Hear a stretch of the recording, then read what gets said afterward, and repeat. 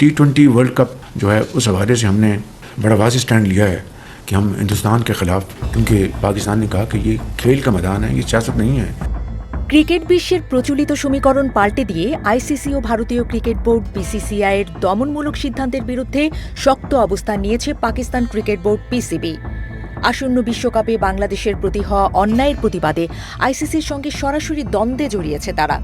পিসিবির দাবি, বৈষম্যমূলক ও একপেশে সিদ্ধান্তের কারণেই বাংলাদেশের বিশ্বকাপ যাত্রা অনাকাঙ্ক্ষিতভাবে শেষ হয়ে গেছে।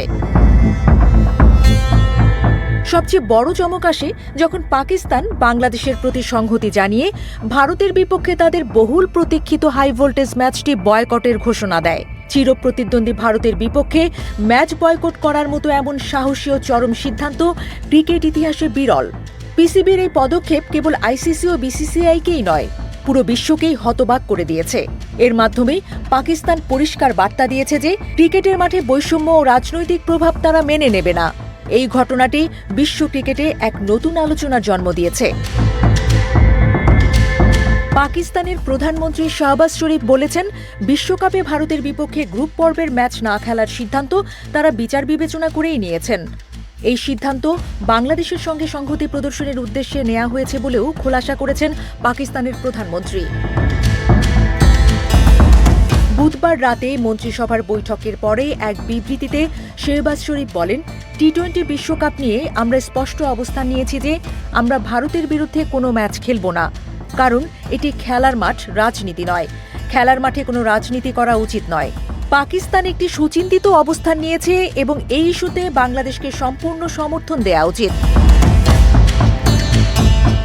পাকিস্তানের এই অবস্থানের কারণে দেশটিকে ধন্যবাদ জানিয়ে ফেসবুকে পোস্ট করেছেন বাংলাদেশের অন্তর্বর্তী সরকারের যুব ও ক্রীড়া উপদেষ্টা আসিফ নজরুল। বাংলাদেশকে টি-20 বিশ্বকাপ থেকে বাদ দেওয়ার প্রতিবাদে ভারতের বিরুদ্ধে ম্যাচ বয়কটের সিদ্ধান্ত নেয়ায় পাকিস্তানকে ধন্যবাদ জানিয়েছেন তিনি।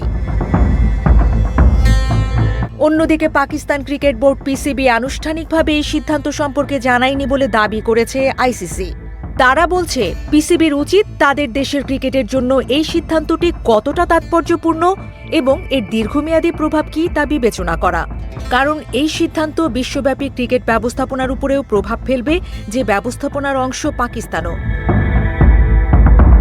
এদিকে আন্তর্জাতিক ক্রিকেটে ভারসাম্য প্রতিষ্ঠা এবং ভারতের অতিরিক্ত প্রভাব কমাতে পাকিস্তান এই সিদ্ধান্ত নিয়েছে বলে ধারণা করা হচ্ছে।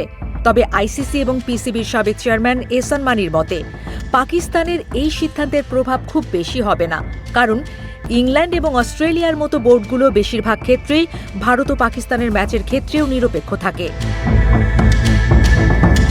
তিনি বলেন, ইংল্যান্ড এবং অস্ট্রেলিয়া ভারতের বিরুদ্ধে কোনো অভিযোগকে গুরুত্ব দেবে না, কারণ তারা ভারতের সফর থেকে প্রচুর রাজস্ব পায়। যদি ভারত তাদের ঘরের মাঠে আসে তাহলে কেবল সম্প্রচারকেই নয়, স্টেডিয়ামগুলোও দর্শকে ভরে যায়, তা থেকেও আয় হয়। তাই পাকিস্তান ভারতের বিপক্ষে গিয়ে সুবিধা করতে পারবে কিনা তা নিয়ে সংশয় প্রকাশ করেছেন এহসান মানির।